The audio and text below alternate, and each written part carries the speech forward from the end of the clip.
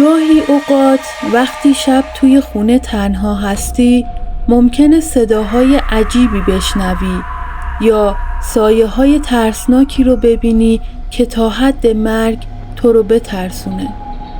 این خاطرات ترسناک واقعی برای خیلی اتفاق افتاده. همیشه اولش فکر میکنیم دچار توهم شدیم، اما گاهی تغییراتی رو در اطرافمون میبینیم که هیچ دلیلی براش پیدا نمیکنیم. اسم من پرهامه. خاطره من به حدی ترسناکه که منو تا حد مرگ کشوند و مطمئنم با شنیدنش شوکه میشی. وقتی 19 سالم بود دانشگاه تهران قبول شدم. خیلی خوشحال بودم و خبر نداشتم چه اتفاقات شومی در انتظارمه. سال اول رفتم خوابگاه پیش بقیه همکلاسی ها. محیط خوابگاه با روحیه من سازگار نبود. من اهل دوست و رفیق و شلوغی نبودم. همیشه توی تنهایی خودم سرم توی درس و کتاب بود. این شلوغی ها اذیتم می‌کرد. برای همین موضوع پولامو جمع کردم و سال بعد تصمیم گرفتم یه خونه بگیرم و تنها زندگی کنم. قیمت‌ها خیلی بالا بود. من دنبال سویت میگشتم، اما یه خونه پیدا کردم که قیمتش خیلی خوب بود. یه خونه ویلایی بزرگ، قدیمی و مبله. قیمت اجاره این خونه با تمام وسایلش از سویت ارزونتر بود. هرچند برای من خونه خیلی بزرگی بود، اما به خاطر قیمتش قبول کردم و اجارش کردم. چی از این بهتر؟ دیگه در تنهایی و سکوت با آرامش میتونستم درس بخونم. ورودی خونه از حیاط بود. یه حیاط بزرگ با درختای سر به فلک کشیده. انگار سالها کسی توی این خونه زندگی نکرده بود. ساختمون قدیمی بود. پنجره‌های زیاد و بزرگی داشت. وسایل خونه قدیمی و تیره رنگ بود. در و دیوارا ترک خورده بود و بیشتر شبیه خونه ارواح بود. از اونجایی که من به روح و جن و این چیزا اعتقادی نداشتم، اهمیتی ندادم. فقط دنبال یه جا بودم که توی سکوت و تنهایی بتونم درس بخونم. کل وسایلم که همش توی یه ساک جا می شد رو جمع کردم و رفتم توی خونه. خونه رو تمیز کردم و به نظرم انقدرم بد نیومد. چند روزی گذشت. همه چیز خوب بود. تا اینکه یه شب که خیلی خسته برگشتم خونه، باد شدیدی میوزید و آسمون گرفته بود. وارد خونه که شدم صدای زوزه باد از درز پنجره ها می اومد و صدای کلاغ ها از حیاط. من خسته و گرسنه بودم. رفتم توی اتاق لباسامو عوض کردم. اومدم بیرون که برم آشپزخونه و غذای دیشب رو گرم کنم و بخورم. اما یه لحظه چشمم افتاد به روبرو. جلوی در یکی از اتاقها انگار توی تاریکی یه نفر رو دیدم که روبروم ایستاده بود. ترسیدم، فکر کردم دزده، اما حرکت نمی کرد. رفتم جلوتر. وقتی با دقت نگاه کردم چیزی ندیدم. انگار خیالاتی شده بودم. بی خیال شدم و رفتم سمت آشپزخونه. غذا رو از یخچال در آوردم و گذاشتم روی گاز. فندک رو برداشتم که گاز رو روشن کنم. یه صدای عجیبی شنیدم. انگار کسی صندلی رو کشید روی زمین. حس کردم یکی توی خونه است. سریع رفتم توی پذیرایی. چشمم افتاد به صندلی میز ناهارخوری. دیدم جابجا شده. تعجب کردم. کی جابجاش کرده بود؟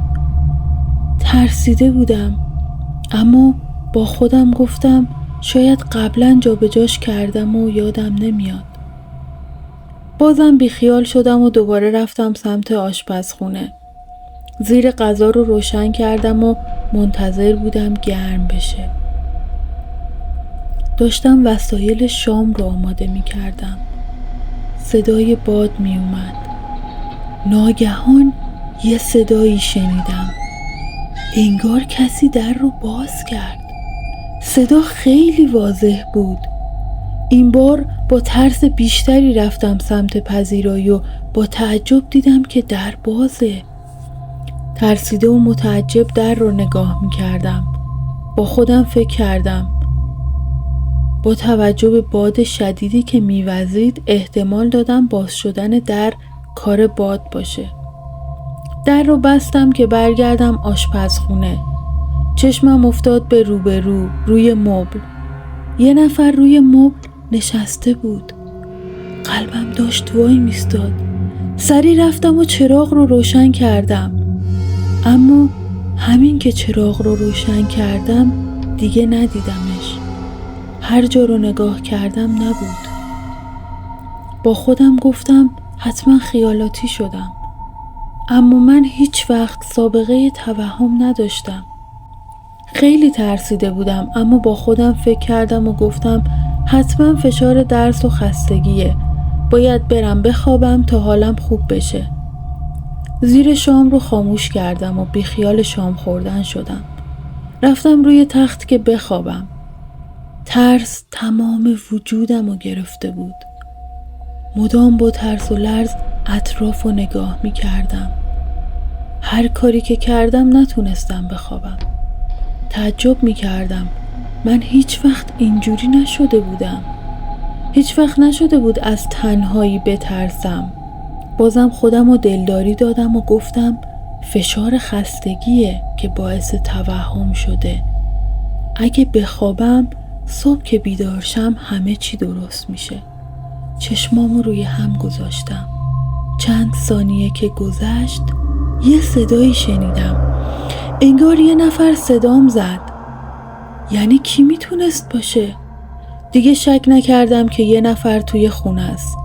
با ترس و لرز پا شدم و از اتاق رفتم بیرون. اطراف رو نگاه کردم که چشمم خورد به همون مبل و بازم دیدم که یه نفر اونجا نشسته. این بار دیگه جرئت نکردم برم جلوتر. همونجا دم در موبایل و کیفم رو برداشتم و با همون لباسا از خونه زدم بیرون. زنگ زدم به دوستای خوابگاه و رفتم پیش اونا. دوستان بهم گفتن خیالاتی شدم. فرداش تصمیم گرفتم برم پیش دکتر تا شاید دارویی بهم بده و خوب بشم. وقتی داستان رو براش تعریف کردم ازم پرسید آیا توی بچگی هم دچار ترس شدید شدم یا نه؟ اینو که پرسید یادم افتاد. درسته، این سایه ترسناک که شبیه شبح بود رو قبلا هم یه بار توی بچگی دیده بودم. وقتی که 8-9 ساله بودم یه بار رفتیم روستا خونه یکی از فامیلا. وقتی داشتم با بچه ها بازی می کردم مادرم و چند تا از فامیلا اون طرفتر داشتن در مورد یه موضوع مرموز حرف می زدن. خوب که دقت کردم شنیدم که دارن در مورد زن همسایه بغلی که به تازگی فوت شده بود حرف می زدن. فامیلمون گفت که شوهرش اونو کشته. وقتی اینو شنیدم ترس تمام وجودم رو گرفت. شب که شد من و مادرم توی یکی از اتاقا خوابیدیم. نصف شب یه خواب ترسناک دیدم و از خواب پریدم. وقتی چشمم افتاد به در اتاق یه سایه خیلی ترسناک رو دیدم و جیغ کشیدم. مادرم بیدار شد. از ترس چسبیدم به مامانم.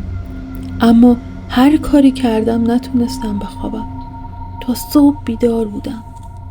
دمدمای صبح که هوا روشن شد خوابم برد. چند ساعت بعدش که بیدار شدم صبحونه خوردیم و برگشتیم خونه. تا مدتها این ترس توی وجود من بود و بعد از مدتی خوب شدم و یادم رفت. دکتر گفت چیزی نیست، دچار توهم شدی. چند تا قرص بهم داد. برگشتم خونه. اولین کاری که کردم قرصا رو خوردم. یکم بعدش یه احساس آرامش خوبی داشتم. سبک شده بودم. نهار رو خوردم و شروع کردم به درس خوندن. دیگه خبری از اون صدا و شبح ترسناک نبود. تا شب که شد شامو خوردم. یکم استراحت کردم و بعد رفتم که بخوابم. خواستم یه قرص دیگه بخورم، اما وقتی دیدم حالم خوبه پشیمون شدم. با خودم گفتم دیشب به خاطر صدای باد خیالاتی شدم. الان که مشکلی ندارم، حالم خوبه. رفتم روی تخت که بخوابم. آرامش داشتم و حالم خوب بود. چشمامو بستم. یکم که چشمام گرم شد و داشت خوابم می برد، با صدای باز شدن در از جا پریدم. دوباره ترس و وحشتم برگشت. یعنی کی در رو باز کرده بود؟ از ترس خیس عرق شدم. بدنم داشت می لرزید. رفتم بیرون. دیدم در بازه. این بار نمیتونستم به باد ربطش بدم چون هیچ بادی نبود. با ترس و اضطراب فقط دنبال قرصا میگشتم که بخورم شاید دوباره آروم بشم. قرصا رو روی میز گذاشته بودم، اما سر جاش نبود. عجیب بود. هر چی که گشتم پیداش نمی کردم. داشتم با عصبانیت و ترس داخل آشپزخونه رو می گشتم که ناگهان صدای عجیبی از پذیرایی شنیدم. صدای تکون خوردن پلاستیک. قلبم تون تون می زد. دستام می لرزید. با ترس از آشپزخونه اومدم بیرون. اطرافم رو نگاه کردم. دیدم یه چیزی روی مبله. دقت که کردم پلاستیک قرصا بود. ولی یادم بود من اصلا اونجا نرفته بودم.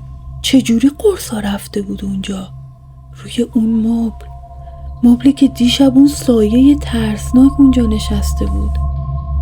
خواستم برم نزدیک، اما ترسیدم.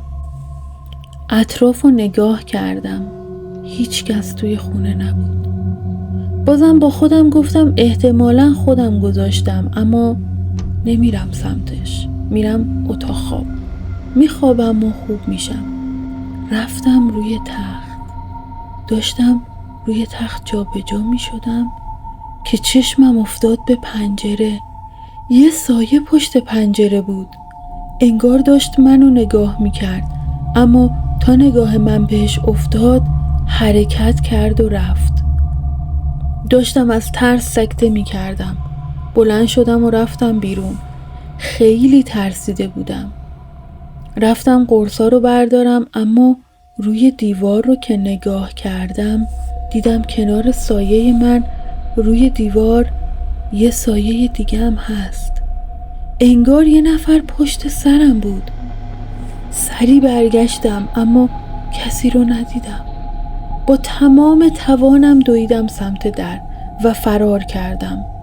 وقتی داشتم از توی حیاط فرار می کردم حس می کردم اون سایه داره دنبال من میاد و هر لحظه ممکنه به من حمله کنه. با تمام توانم فقط دویدم و از خونه زدم بیرون. هر کسی توی خیابون چشمش به من میخورد فکر میکرد دیوونم. جایی نداشتم جز خوابگاه پیش دوستام. دوباره رفتم اونجا. یکم آروم شدم. دوباره رفتم دکتر و تا یه مدت تحت نظر بودم.